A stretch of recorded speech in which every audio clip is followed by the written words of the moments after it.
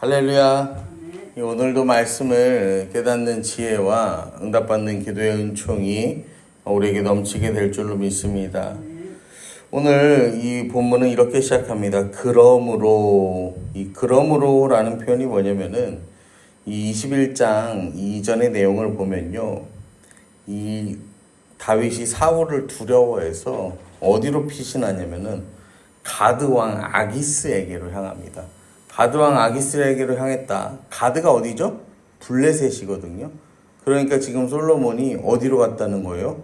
블레셋으로 향하였다라는 것을 우리는 알 수 있습니다.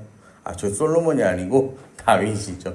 다윗이 블레셋으로 향하였다라는 것을 알 수 있습니다. 이 이스라엘에는 더 이상 도망할 곳이 없으니까 블레셋으로 넘어가는 거예요. 그런데 그 블레셋으로 넘어갔던 다윗이 다시 그럼으로 말미암아 아둘람굴로 이 도망할 수밖에 없는 이 아둘람굴은 이 유대 지역 유다 지파에게 분배된 땅이거든요. 그러니까 다시 넘어올 수밖에 없었던 뭐가 있다는 거예요? 이유가 있었다라는 거죠. 왜냐면은 21장 11절부터 보시면요. 이 아기스의 신하들이 아기스에게 말하는데, 야, 다윗이 누굽니까? 저 유다의 왕 아닙니까? 그러니까 지금 사울만 인정을 못할 뿐이지 백성들도 요나단도 이 주변 국가에서도 사울의 뒤를 이어서 기름 부음 받은 왕이 다윗이구나 라는 사실을 어때요? 다 알고 있는 거야. 그러면서 이 다윗이 어떤 자인지 모릅니까? 사울은 천천히지만 다윗은 만만이라고 하지 않습니까? 그러니까 12절에 다윗이 그 말을 그 마음에 두고 가드왕 아기스를 두려워해요. 근데 성경을 보면은 사울을 두려워했고 아기스를 심히 두려워했다라고 성경이 말해요. 그러니까 다윗이 어떻게 하냐면은 이거 내가 여기서 살아나려면 어떻게 해야 되냐면은 이 미친 척을 해야겠다. 그래서요. 대문짝에 그적거리며 침을 수염에 흘렸다라고 해요. 그러니까 막 어떻게든 살아야겠으니까 정신이 나간 것처럼 행동을 하는 거야. 이 당시에 미친 사람은요, 이 부정한 사람으로 여기는 그런 풍조가 있었습니다. 그러니까 이 아기스가 저 다윗 저거 미친놈이네. 저 녀석 그렇게 크게 위협이 되지 않는 녀석이다.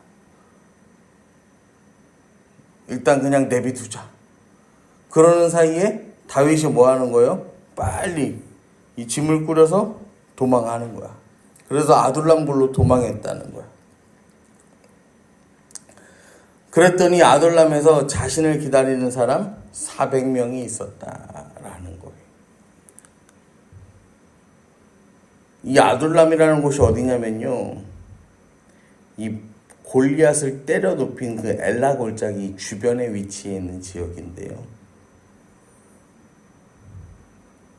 유다 지파가 분배받은 땅, 정말 쓸데없는 동굴이었어요.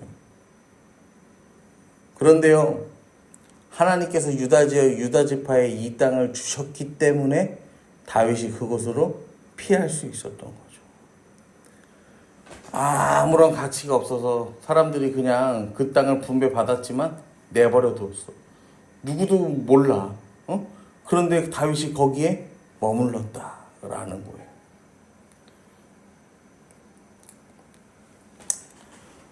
여러분 이 땅이요. 굉장히 역사적으로요. 의미가 있어요. 느헤미야 11장에 보시면요.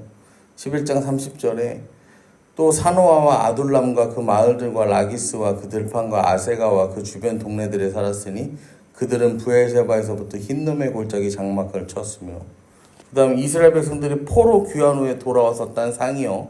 사무엘상 22장 오늘 본문에도 보면 이 땅이 어떤 땅이에요? 환난당한 모든 자와 빚진 모든 자와 마음이 원통한 자가 다 그에게로 모였고 그들의 우두머리가 되었는데 그와 함께한 자가 400명가량이었더라. 여러분 여기서 환난당한 자 이게 뭐냐면요. 짓눌림 당하는 인생이에요. 도저히 살 수 없는 생명의 위협을 받는 자들을 말하는 거예요. 그러면서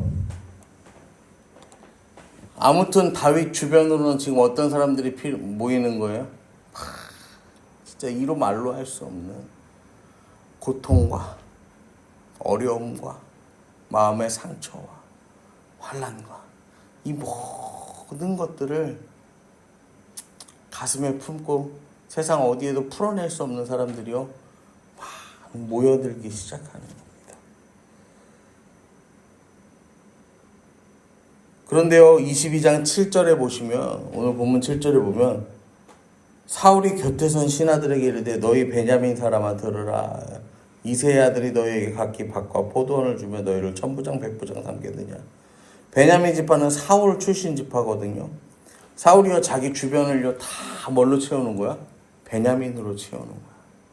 나머지 지파들은 전부 소외되고 유다 지파는 그 와중에 제일 미워하고 자기 주변에는 자기 지파 사람들 베냐민 사람들만 다 채워넣는 거야. 베냐민으로 채워놓으면서 그 자리에서 밀려난 사람들, 빚진 자는 세금을 내지 못한 자들, 마음이 원통한 자는 한나가 겪은 고통의 시간을요 마음이 원통하다고 하거든요. 그렇게 마음이 원통한 자들, 인생의 바닥까지 내려간 사람들이었지만 이 사람들이요 그 상황이 처지가 그랬지만 그 실제로 그들의 이제 실력이나 이제 이런 것들은 어때요? 다 이 베냐민 사람들에게 밀려난 사람들이잖아.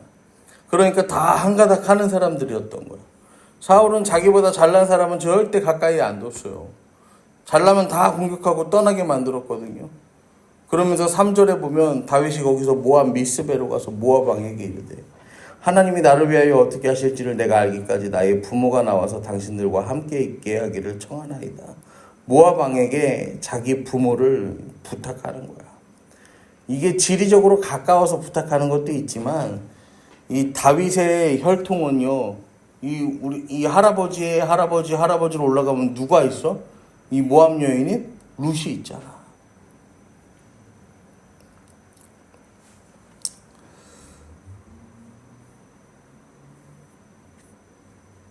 그러면서요, 이 미스베로 갔다라고 하는데, 이 미스베가 어디냐면요, 여러분, 미스바야, 미스바. 모세가 그 가나안 정복 전쟁을 앞두고 이제 마지막에 죽은 그 산, 느보산, 비스가산 뭐 이제 이야기 하잖아요. 그 산의 꼭대기에 있는 망대. 여기선 유대 땅이 다 보이거든요. 그러니까 모세가 서 있던 그 자리에 지금 다윗이 올라온 거예요. 모세는 보기만 하고 죽었지만 다윗은 그곳에서요, 그 자리에서 뛰어들어가서 왕이 되는 거예요. 누구에게는 끝이 되는 그 자리가 누구에게는 새로운 시작이 된다라는 것입니다.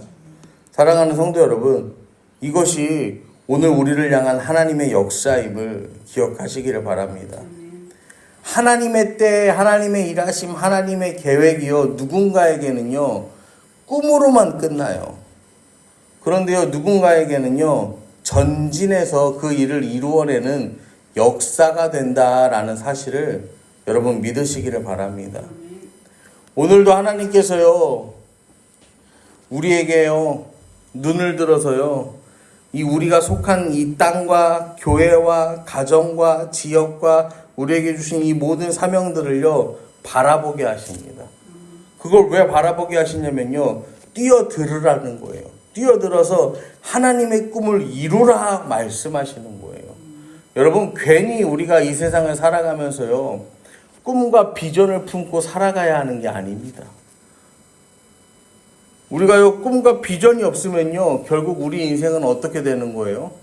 하나님이 주신 사명을요, 감당하지 못하는 인생이 되는 거예요. 이스라엘 백성들은요, 하나님께서요, 가나안 정복이라는 꿈과 사명을 주셨지만 그 꿈과 사명을 광야 1세대는 뭐 하는 거예요? 저버렸다는 거예요. 그리고 저버린 인생을요, 하나님은요, 사용하지 않으시고요, 어떻게 해요? 그냥 그 땅 가운데 머물며 그 땅 가운데서 죽게 만드셨다라는. 가나안 땅을 못 들어갔어요. 광야 2세대가요, 그것을 보고 그것을 꿈꾸고 그것을 뛰어들었을 때 광야 2세대에게 하나님께서는요, 은혜를 허락하셨다라는 것입니다. 여러분, 우리가 감당하지 못하면요, 내가 감당하지 못한다고 해서 내가 포기하는 게 아니라 내가 감당하지 못했어도요, 내가 이 일을 위하여서요, 여러분 기도하고 준비하면요, 하나님은요, 우리의 다음 세대를 통하여서요, 그 일을 분명히 반드시 이루신다라는 거 믿으시기를 바랍니다.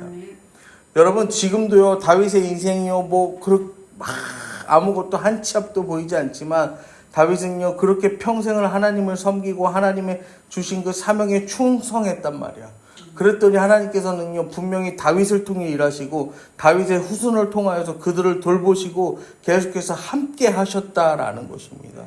하나님께서 오늘 우리에게 말씀을 통하여서 주신 이 사명을 여러분 우리 기꺼이 아멘으로 감당하는 오늘 되시기를 축복합니다.